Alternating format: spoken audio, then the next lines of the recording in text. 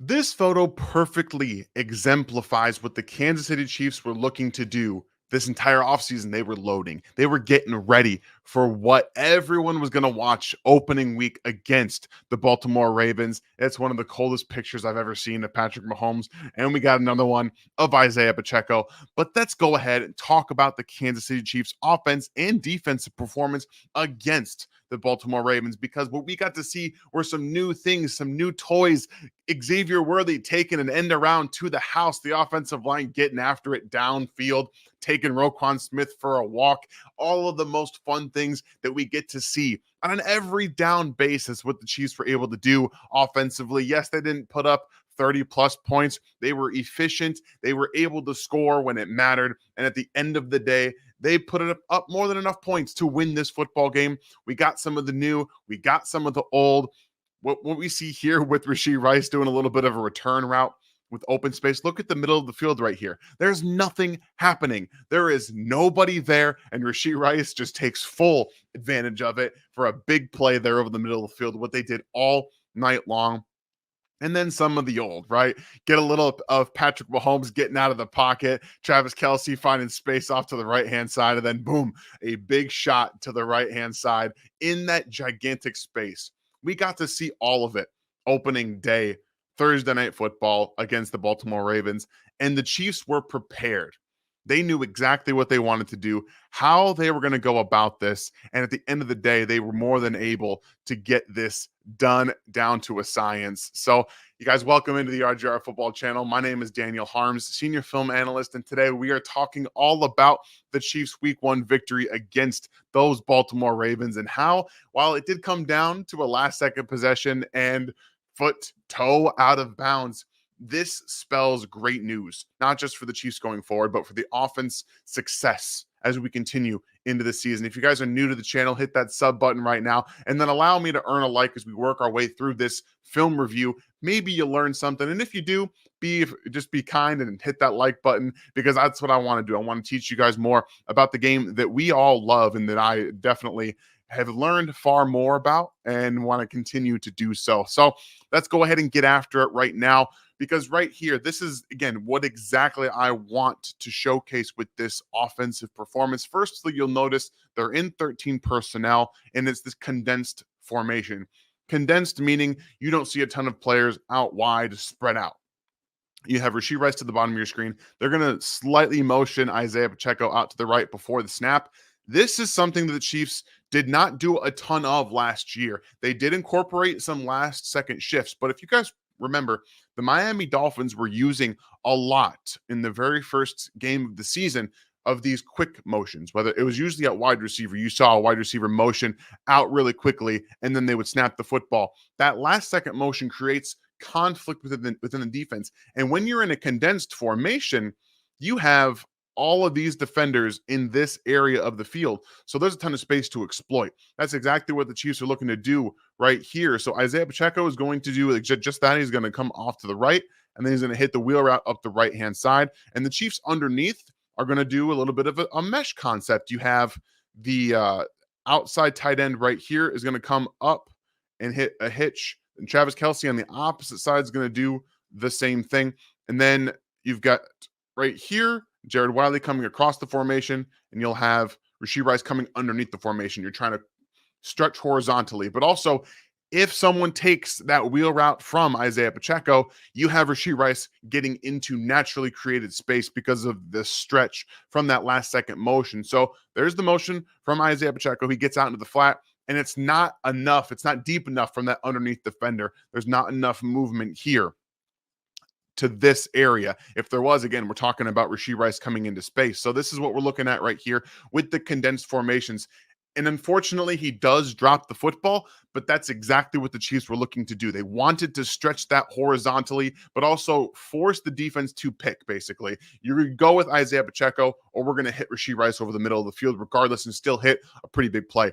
Here, they're going to do the exact same thing. So you just saw Isaiah Pacheco motion out, hit the wheel route, and this time number 40 goes with him and overcommits to that wheel route, and the Chiefs do a really nice job of building a screen off of it.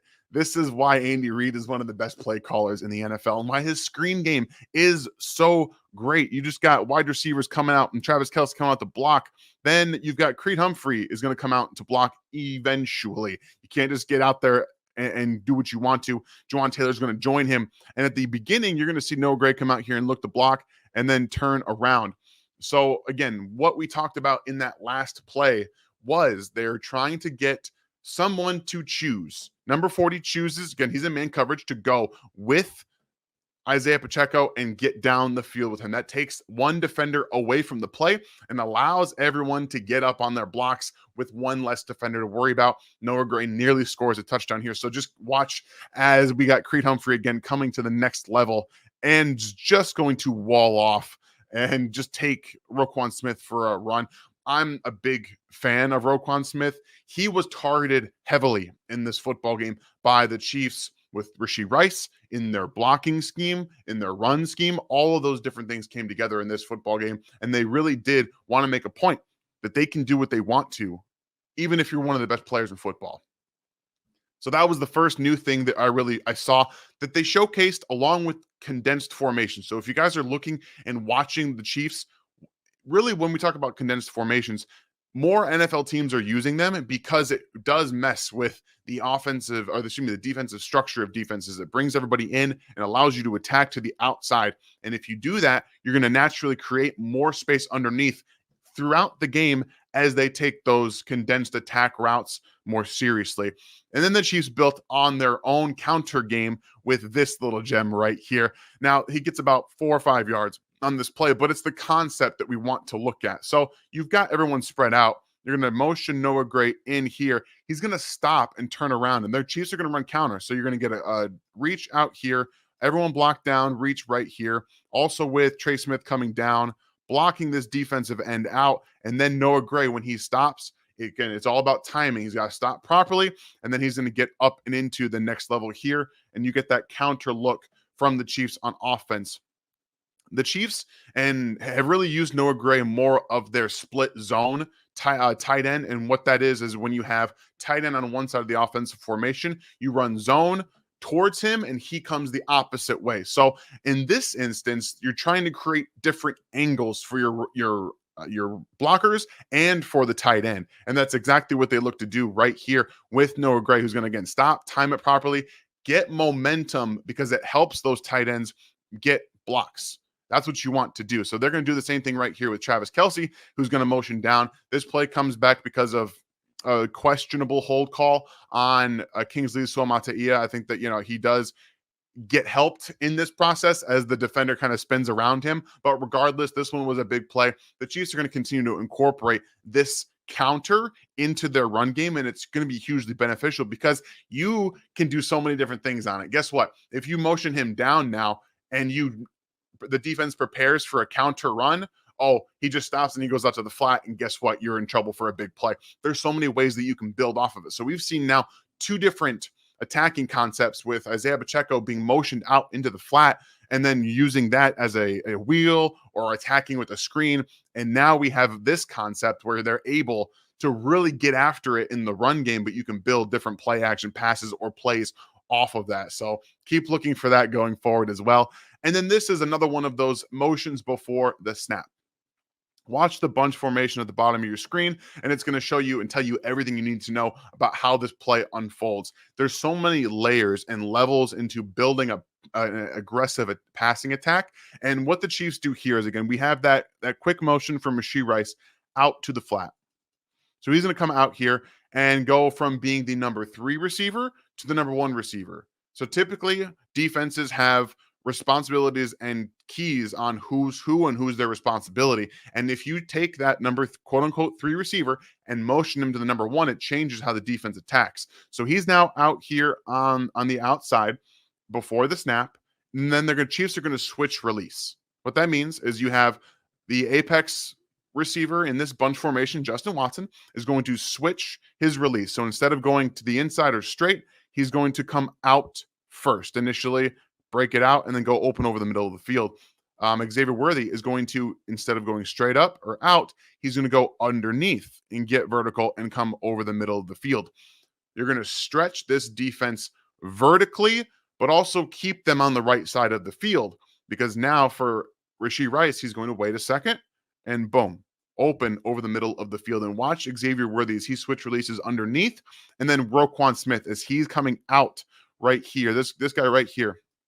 You get a simulated pressure look from the Baltimore Ravens. He's going to pop out of here. But watch again as Xavier Worthy comes over the middle of the field where he has to go, because now, again, you've got conflict. You have to carry this player. That's another reason you do that switch release. You have to carry him up the seam a little bit just to give respect to what he's going to be able to do. And Rashee Rice is wide open over the middle of the field. Then we get the horse collar tackle from Roquan Smith, because otherwise Rashee Rice was pulling away from him big time. So these are some things that I was looking at that really caught my eye. Obviously, there's far more in the football game, but we know Rashee Rice had a big game. They were able to isolate him against linebackers pretty much at will whenever they wanted to. And it's so much fun to watch because you can really build different things off of what the Chiefs were able to do in week 1. And just real quickly, guys, I want to showcase one of our brand new sponsors, Autograph. We just want to show you guys that you can continue to get rewards for all the stuff that you do and that you consume, all the content you consume on a regular basis. So really quickly, hear from one of our sponsors. I want to tell you a little bit about our newest sponsor, Autograph. It's the greatest concept. It's a free app that curates all the best content for your Chiefs in one spot. And it lets you earn rewards for interacting with the content that you already want to watch. So check out Autograph. It's a free app download. You can get it at the link down below or use our code RGR when you do. And that helps us help you get the rewards that you deserve from Autograph. I'm very happy to be a part of Autograph as they continue to build and let you guys get rewards like, tickets and stuff like that for games, for stuff you're already doing. So make sure you guys check that out. And now we're going to flip over to the defensive side, because the Chiefs defense in the second half near the end was gassed, and it takes away from a lot of what they were doing in this football game. But we are going to showcase who I believe is going to be one of the most impressive defensive players in the NFL this season, Leo Chenal. He's had to be a different player already in his third year with the loss of Willie Gay Jr. His role has shifted. When I was watching this football game and I'm seeing him be a spy near the end of the first quarter, Lamar was doing whatever the first half of football, Lamar was doing whatever he wanted to. The Chiefs were having trouble figuring out how they were going to defend him. So at the end of the first quarter, I said it again, the end of the first half, the Chiefs started to rotate in with Leo Chenal being more of a spy. And at times, he'll get a little too close to the offensive lineman and get caught up and engaged, and you don't want to do that. So this is a good showcase that he was doing a really nice job here of staying away and keeping his eyes on Lamar Jackson. So here you've got pressure coming in a little bit. Lamar's getting happy feet, but he doesn't really have anywhere to go with this football. I know that Nick Bolton's head's turned. He's probably not going to challenge that window out the gate. Not something he's looking to do right now. He wants to get out and make something happen. So, really nice job of mirroring from Leo Chenal here as he comes out with him. He doesn't overcommit either. We've seen that from Leo over the past couple of seasons. As a rookie, it's fine. Second-year player, you're still kind of getting your bearings, but he doesn't overcommit here. He doesn't overpursue. He keeps, right there in that kind of almost trailing position, but right in front of Lamar Jackson to where he knows. Then he's able to stop and stay with him and then doesn't let him go anywhere. That is super impressive from Leo Chenal.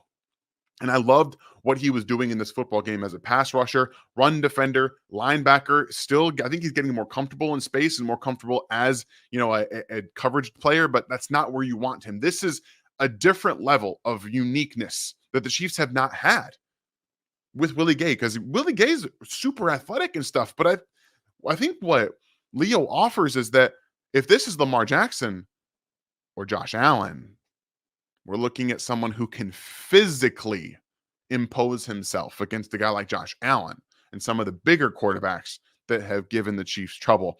So this is another wrinkle that the Chiefs are putting on tape that they can continue to show offenses. Look, we are not afraid of your rushing quarterbacks right now. You're going to get us every now and then, but we have somebody in our defense and then somebody waiting in the wings in Jaden Hicks that is going to be learning these couple of things. And I think that's the difference in what we're going to see this season and going forward. And right here, he saves a touchdown. Look at him get up off the ground to save a touchdown. And I don't know really why Drew Tranquil is so far back in the end zone here, nearing the line, when his responsibility has to be underneath to the flat.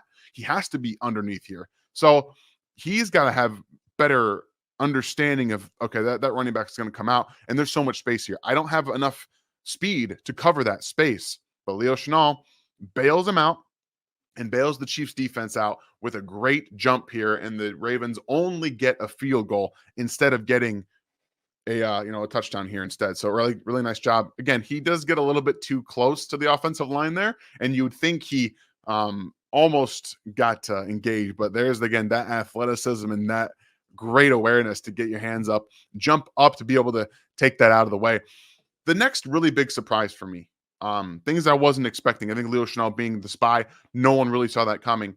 But I have been talking about how Tershawn Wharton has been much better this preseason. This is the regular season now against, again, a good defensive or offensive line for the Baltimore Ravens. But what he was doing against Tyler Linderbaum, again, Tyler Linderbaum is not a physical, big, strong center. He's more of an athletic guy who's going to use his timing and hand usage and athleticism to beat you.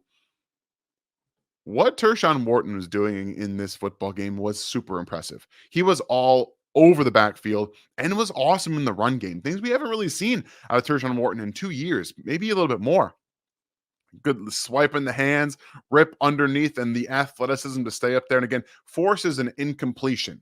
This is all him. He's up the middle. The quickest way to the quarterback is up the middle of the offensive line. So you got right here, he's using a little bit of shoulder shimmy, attacks outside. He's going to rip, slap underneath here, and then get down and vertical to Lamar Jackson. So here's that outside. There's the slap, really aggressive. Dude, he's playing with some legitimate anger, power, focus, athleticism. There's that rip underneath, and then he stays balanced. He's trying to get, Linderbaum tries to push him as far out of the way as he possibly can here. So he's going to try and just shove him that way so that Lamar has a better opportunity to maybe make something happen here. But he stays balanced, and he's able to really get his feet under him, and then use his outside hand to really slap the ball if he tries to throw it. So it forces Lamar to then clutch it right there and then throw it away. So fantastic job against Tyler Linderbaum and then getting after Lamar Jackson.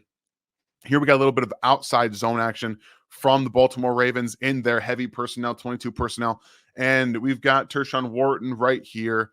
Oh, and our guy, Leo Chenal. I want you guys to focus on these two right here, but also pay attention to what Jalen Watson did. Fantastic game. Again, you guys, that pass breakup that he had was fantastic. If you guys haven't seen, you should probably go watch that. It's really good. I'm not going to have it here today because I really wanted to focus on Tershawn Wharton and Leo Chenal, who are going to be impactful going forward. When the Chiefs play, the Bengals, maybe we'll talk a little bit more about Jalen Watson if he has another performance like this. But look at the anchor to stay right here down the line and then get vertical displacement. That's the big thing here. There's nobody else that has vertical displacement down here, okay? It's just Tershawn Wharton. It's just him. But even Derek Nottie right here doing a nice job of not getting pushed backward. So you see Tershawn Wharton getting some real pushback and Jalen Watson forcing Derrick Henry to have to come back here to meet Tershawn and Leo Chenal. The physicality that the Chiefs played with up front, Mike Pennell, again, we talked about it, has been uber rejuvenated. He's been fantastic, and I really do think that he's going to be an integral part of the run defense, and he's wearing off on guys like Tershawn Wharton. I think Derek Nottie's playing better against the run. He got better as the preseason went along, and he, like Jalen Watson, had to get his feet under him, but he was pretty good against the run in this game against Baltimore. But again, you see here, look at how he attacks. He's low. He doesn't jump up. He jumps out. He attacks forward. His hands are in the chest there, and then he does a really nice job of getting to the outside, but then coming back around. Leo Chenal, physical, powerful, just a really fantastic play overall from everyone on this side. Attack downhill quickly, force that running back to make a decision, and then be able to tackle him in space. So Tershawn Wharton paired with Leo Chenal. You've got Jalen Watson helping out on the outside there, Mike Dana helping on the outside. And then once again, back, they realized that they have a mismatch here with Tershawn Wharton singling up on Tyler Linderbaum, and he took advantage of it fully. Boom! This time he gets a little bit of a slide to the left guard, and it doesn't matter who he got hand swipe. We've got the same kind of movement there where he's going to force another incomplete pass, and just if we're going to get more of this from Tershawn Wharton this season, if we're watching him play at this level, they're going to unlock on so many different quarterbacks. And just think, Lamar Jackson is one of the most elusive, quickest quarterbacks to ever play the game. And they got one sack. They forced a lot of incompletions. But imagine if that's somebody else. If that's any other quarterback. Those are sacks. These turn into sacks. This is a really great job moving across the grain here. And then he comes back with the slap and he's going to rip underneath. Just get underneath there and get after it, man. And then you have another late win from George Karlaftis, which is what he does. You move him off a spot. You want to get him to move to George Karlaftis or Chris Jones on the other side. And there again, you've got movement to the outside. You get him that late win over Patrick McCarry, and another pass incomplete. What they did in this football game was impressive. I know the late game surge in the fourth quarter with the touchdown and then the near touchdown was tough to watch. But for the majority of this football game, Baltimore had some big completions on 3rd and long, but they really held them in check. They went after the run game. They were able to stop the passing game from being uber explosive, and they were getting after Lamar Jackson. Offense showed some new things. They were able to showcase Rashee Rice. They still used Xavier Worthy in a bunch of different ways to create space. Travis Kelce still had his. This is going to be a lot of fun to watch. Don't forget about the run game. Those counters that we saw, they're going to build off of that, and I think we are going to see the Chiefs' run game be very successful, at least more successful than it was last season. So you guys got condensed views. You have a bunch of different things. Hopefully you learned something today. And again, if you guys did, I would appreciate one like on the video.